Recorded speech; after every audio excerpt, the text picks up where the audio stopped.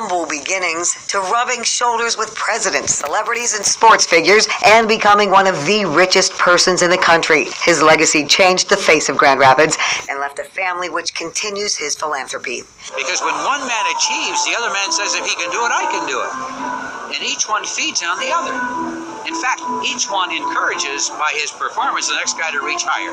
Rich DeVos was born in 1926 and grew up in Ada, next door to Amway co-founder Jay Van Andel. As students at Grand Rapids Christian High School, they both dreamed of becoming business owners, served in the Army Air Corps, and tried a few different business ventures. In 1959, the one that changed their lives, selling Nutrilite products, and then selling soap from their basements. The direct sales company grew into Amway.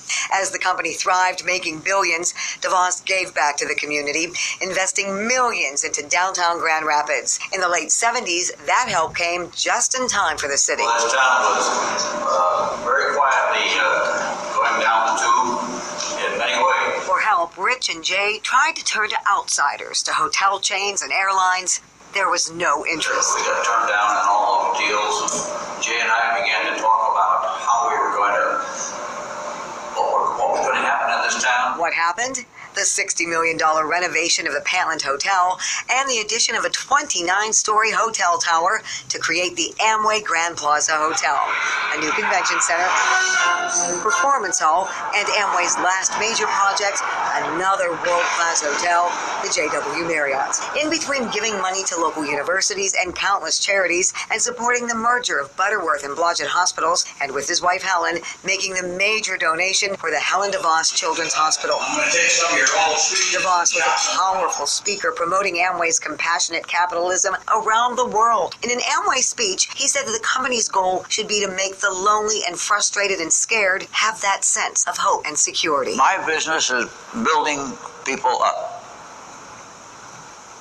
Building armies all over the world.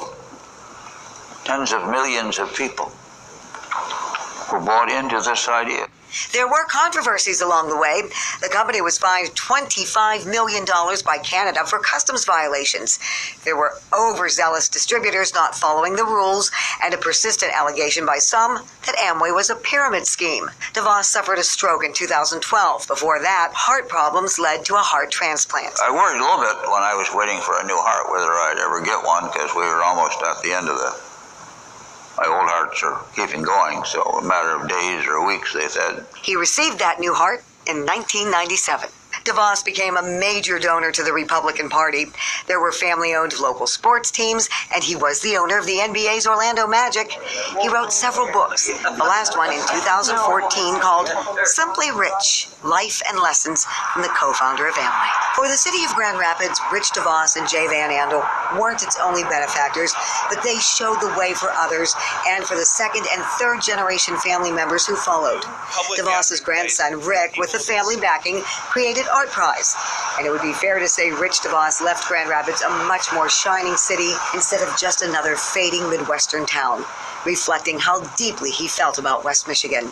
Rich DeVos once said he was given much in his life. Giving back was his only option.